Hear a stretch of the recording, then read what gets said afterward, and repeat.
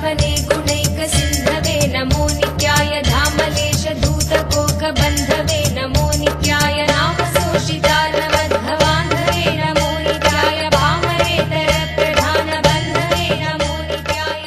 ஒரு குருவும் சீடனும் ஆத்துல குளிக்க போனாங்களாம். சீடன் திடீர்னு தவறி ஆத்துல விழுந்துட்டான். கத்துறான், குருவே காப்பாற்றுங்கள் காப்பாற்றுங்கள் கத்துறான். குரு சொல்றாரு, முட்டாள் எழுந்துன்னு சொல்றாரு. சீடன் சொல்றான், ஐயோ குருவே காப்பாத்துங்க காப்பாத்துங்க, ஏதோ சொல்றீங்களே காப்பாத்துங்க. குரு சொல்றாரு, உன்னால உன்னை காப்பாத்திக்க முடியும், எந்திரிச்சு நில்லுன்னு சொல்றாரு. சீடன் கத்துறான், குருவே உங்க வேதாந்தெல்லாம் அப்புறம் பேசுங்க, உங்க அறிவுரையெல்லாம் அப்புறம் சொல்லுங்க, முதல்ல என்னை காப்பாத்துங்க. குரு ரொம்ப சத்தமா கத்துறாரு, எழுந்து நில்லப்பா அப்படின்னு. அவர் கத்தன வேகத்துல இவன் பயந்து போய் எழுந்து நிக்கிறான். நின்னு பார்த்தா தண்ணி முட்டியாளம் தான் இருக்கு. எந்திரிச்சு நின்ன பிறதான் தெரியுது தண்ணி முட்டிக்கால ஆழம் தான் இருக்கு அப்படின்னு. நம்முடைய வாழ்க்கையிலும் உண்மையிலேயே பெரும்பாலான நேரத்தில் சிறிய சிறிய பிரச்சனைகளிலேயே நாம் விழுந்து விடுகின்றோம். எந்திரிச்சு நிற்கும் போதுதான் தெரியும் அந்த பிரச்சனையே மொத்தம் முட்டிக்கால அளவு ஆழம் தான் அப்படின்னு. முட்டி அளவு ஆழம் தண்ணீர விழுந்து தத்தளிக்கின்ற சீடனை போல நாமும் சிறு சிறு பிரச்சனைகளுக்குள் மாட்டிக்கொண்டே கீழே விழுந்து தத்தளிக்க ஆரம்பித்து விடுகின்றோம். உண்மையிலேயே நம்மளை அழிக்கிற அளவுக்கு பிரச்சனைகள் நம்ம வாழ்க்கையில வர்றதே இல்லை. அதாவது பிரச்சனைகள் வருவதற்கு கூட ஒரு அடிப்படையான வாழ்க்கை முறை தேவைப்படுகிறது. நம்ம வாழ்க்கை முறைக்கெல்லாம் பொதுவா பாத்தீங்கன்னா நம்மை அழிக்கின்ற அளவுக்கு பிரச்சனைகள் வருவதே இல்லை. ஆனா இருக்கின்ற சில பிரச்சனைகளையே பூதாகரமாக மாற்றி பூதாகரமாக காட்டி நம்முடைய வாழ்க்கையே இழந்தது போன்ற ஒரு மன அமைப்பை ஏற்படுத்திக் கொள்வது நம்முடைய மனத்தோட பழக்கமா ஆயிப்போச்சு. அதுலயும் பொதுவாகவே 4 திசைகளிலிருந்தும் துக்கத்தை தருகின்ற எண்ணங்களையும் துக்கத்தை தருகின்ற செய்திகளையும் தான் திரும்ப திரும்ப கேட்டுட்டே இருக்கிறோம். நம்முடைய மனசுக்கு இருக்கிற ஒரு பெரிய பழக்கம் என்னன்னா, ஒரு கெட்ட பழக்கம், யாராவது ஒருத்தர் கெட்டு போனாங்கன்னு சொல்றத கேட்டா நமக்கு ஒரு ஆனந்தமான சுகம். யாராவது ஒருத்தருக்கு ஒரு துக்கம் வந்துருச்சுன்னா அதை கேட்கறதுல ஒரு இனிமை நமக்கு. வெளியில வாயில வேணா சொல்லுவோம், அப்படியா அப்படி ஆயிடுச்சா அப்படின்னு. மனசுக்குள்ள ஆகட்டும் படட்டும், என்னென்ன பண்ணியிருக்கான் இவன், இவனுக்கு இது வேண்டும். அதாவது மேம்போக்கா வேணுமானா ஒரு சோகத்தை காமிப்புமே தவிர, ஒருத்தர் துக்கத்துல இருக்கார் ஒருத்தர் சோகத்துல இருக்காருன்னா அந்த செய்தி நமக்கு ஒரு குரூரமான இனிமையை. அதனாலதான் என்ன பண்றோம், வேண்டி போய் பக்கத்து வீட்டு விஷயத்தை விசாரிக்கிறோம். யாராவது நம்ம தெருவுல ஒருத்தர் வியாபாரத்துல நொடிச்சு போயிட்டாரு, அவங்க வீட்டுல ஒரு தப்பு நடந்துருச்சு அப்படின்னா உடனே என்ன பண்றோம், அதை பேசுறதுக்குன்னே 2 நாள் செலவு பண்ணுவோம். நேர் விசாரணை, குறுக்கு விசாரணை, பின்முக விசாரணை அப்படின்னு ஒரு 10 பேர் மூலமா அதே விஷயத்தை திரும்ப திரும்ப கேட்போம். எங்கேயாவது ஒரு நல்ல விஷயம் நடக்குது, ஒருத்தருக்கு நல்லதா இருக்கு அப்படின்னா அதை திரும்ப திரும்ப கேட்க மாட்டோம். ஏதாவது நல்ல விஷயங்களை திரும்ப திரும்ப கேட்கிறோமா, திரும்ப திரும்ப படிக்கிறோமா? கிடையாது. ஏதோ ஒரு இடத்துல ஒரு நல்லது நடந்திருக்கு அப்படின்னா அதை கேட்டோம் என்ன பண்ணுவோம், சரி சரி விடுப்பா. இப்ப ஏதாவது ஒரு இடத்துல ஒரு மன்றத்துல 10 மாணவர்களுக்கு புஸ்தகம் அளிக்கப்படுகிறது, இல்ல ஒரு 10 மாணவர்களுக்கு சீருடை அளிக்கப்படுகிறது, இல்ல ஒரு 10 மாணவர்களுக்கு கல்வி உதவி அளிக்கப்படுகிறது. இந்த மாதிரி ஒரு செய்தினா அது தலைப்பு செய்தியா வராது, அது ஒரு நல்ல செய்தியா நமக்கு தோணாது. அது திரும்ப திரும்ப நம்ம கேட்க மாட்டோம்.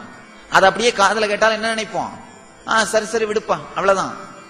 ஆனா எங்கேயாவது ஒரு விபத்து நடந்துருச்சு, எங்கேயாவது ஒரு 10 பேர் செத்து போயிட்டாங்க, ஏதாவது ஒரு கெட்ட விஷயம் அப்படின்னா உடனே என்ன பண்றோம், அதை மீண்டும் மீண்டும் கேட்கின்றோம், அதை மீண்டும் மீண்டும் தெரிந்து கொள்கின்றோம், அதில் ஆழமான கவனத்தை காட்டுகின்றோம். அது மட்டும் இல்ல, நமக்கு நம்முடைய வாழ்க்கையில நேரடியா தொடர்புடையவங்களையே, நம்முடைய ஊரார்கள், நம்முடைய உற்றார்கள், நம்முடைய உறவினர்கள்லயே நல்ல விஷயம் நடந்தா அது அவ்வளவு சீக்கிரம் பரப்ப மாட்டோம்.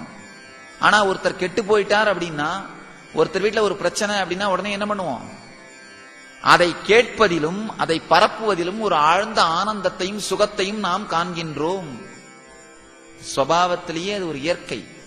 ஒரு விஷயத்தை பரப்பணும்னா வேற ஒன்னும் பண்ண வேண்டாம். நீங்க இந்த நடுத்தர வயது பெண்மணிகள் இருக்காங்களா, வீட்டுல வேலைக்கு போகாம வீட்டுல இருக்காங்க இல்லையா, அவங்க யார்கிட்டயாவது அந்த விஷயத்தை சொல்லிட்டு விடப்படாது, மத்தவங்க யாருக்கும் இது சொல்லப்படாது, இது பரம ரகசியம்னு ஒரு சத்தியம் வாங்கிடணும். அதை வாங்கிட்டீங்கன்னா அரை மணி நேரத்துல அந்த ஊர்ல அந்த செய்தி தெரியாதவர்கள் இருக்க மாட்டார்கள். மற்ற ஒருவருக்கு துக்கம் கொடுக்கின்ற ஒரு விஷயத்தை கேட்பதில் நாம் சுகம் காண்கின்றோம்.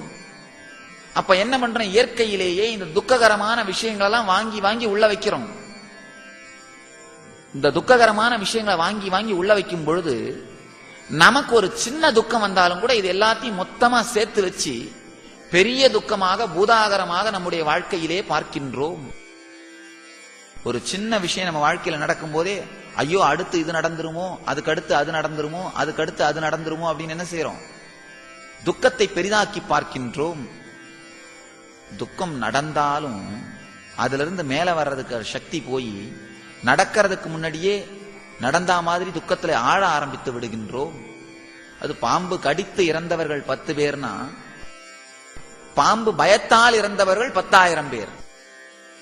நமக்கு தெரிஞ்ச ஒரு மருத்துவர் ஒருத்தர், கிராம புற ஏரியாவில் மருத்துவராக இருக்கிற ஒரு மருத்துவர். அவர்கிட்ட நான் பேசிட்டு இருந்தப்ப அவர் சொன்னாரு, சாமி எங்க ஊர் பக்கம் பாம்பு கடியால மக்கள் இறப்பது சகஜம், நிறைய பேர் வருவாங்க. நான் கேட்டேன், ஐயோ பாம்பு கடிக்கான மருந்து எதுவும் நீங்க உங்க ஆஸ்பத்திரியில வச்சிடலையாங்க ஐயா அப்படின்னு. வச்சிருக்கிறோம் சுவாமிஜி, ஆனா வர்றதுக்கு முன்னாடியே அந்த விஷம் உடம்புல பரவியே இருக்காது, ஆனா கார்டியாக் அரெஸ்ட் ஆயிட்டு இருக்கும். அவர் சொல்றாரு, பெரும்பாலான நேரத்துல விஷமில்லாத பாம்புகள் கடித்திருந்தாலும் கூட ஒருவேளை விஷப்பாம்பு கடித்திருந்தாலும் அந்த விஷம் பரவறதுக்கு கொஞ்சம் நேரம் ஆகும். அந்த விஷம் பரவறதுக்கு முன்னாடியே கார்டியாக் அரெஸ்ட் அப்படின்னா அந்த இதயம் நின்று போயிடுது. விஷமில்லாத பாம்பு கடிச்சவங்க கூட இங்க வந்த அப்புறம் தான் எங்களுக்கு தெரியும் பாம்பு கடிச்சதுல பாம்பு விஷமே இல்லை, ஆனா அவர் அந்த பயத்தினாலேயே இதயம் நின்று போய் இறந்து போயிட்டு இருப்பார். பல நேரத்துல நான் பார்க்கறது உண்டு, விஷம் இல்லாவிட்டாலும் கூட அந்த பயத்தினாலேயே இதயம் நின்று போய் இறந்தவர்கள் இருக்கிறார்கள் அப்படின்னு சொல்றாரு. நம்ம வாழ்க்கையிலையும் பாத்தீங்கன்னா நிஜமான துக்கம் வருவதற்கு முன்பாக நம்முடைய மன ரீதியான பிரமையினாலேயே பல நேரத்தில் நாம் துக்கத்தையும் சோகத்தையும் வரவழைத்துக் கொள்கின்றோம். உண்மையிலேயே நம்ம ஒவ்வொருத்தருக்கும் நம்முடைய வாழ்க்கையை ஆனந்தமாக வாழும் சக்தியும் மனத்தெளிவும் இருக்கிறது. அதை நம்பாமல் அதை ஏற்றுக்கொள்ளாமல் வாழ்க்கையை வாழும் பொழுதுதான் துக்கமே ஆரம்பிக்குது. எப்படி நம்ம ஒவ்வொருத்தருக்கும் நோய் எதிர்ப்பு சக்தி இருக்கோ அதே மாதிரி துக்க எதிர்ப்பு சக்தி இருக்கு. ஆனா அதை நம்புறதுக்கு நாம தயாராக இல்லை, அதை ஏற்றுக்கொள்ள நாம் தயாராக இல்லை. அதனால்தான் மீண்டும் மீண்டும் மீண்டும் நாம் மனதை சோகமயமாகவும் வைத்திருக்கின்றோம். நோய் எதிர்ப்பு சக்தியை போல துக்க எதிர்ப்பு சக்தியையும் வளர்த்துக் கொள்ளுங்கள். வளர்த்துக் கொள்வதற்கான வழி என்னன்னா ராமகிருஷ்ணர் ரொம்ப அழகா சொல்றாரு. ஸ்ரீ ராமகிருஷ்ண பரமஹம்சர் ரொம்ப தெளிவா சொல்றாரு, சாராயம் குடித்தவன் அந்த போதை தெளிவதற்கான வழி என்னன்னா சாதம் வடிச்ச கஞ்சி குடிக்கிறது. சாதம் வடிச்ச கஞ்சி குடிச்சா போதை தெளிஞ்சு போகும். அதே மாதிரி துக்கமயமாக மனம் மாறினவர்கள் அதுல இருந்து விடுபடுறதுக்கான வழி என்னன்னா ஞான கருத்துக்களை அளிக்கும் புத்தகங்களை மீண்டும் மீண்டும் படித்தல்.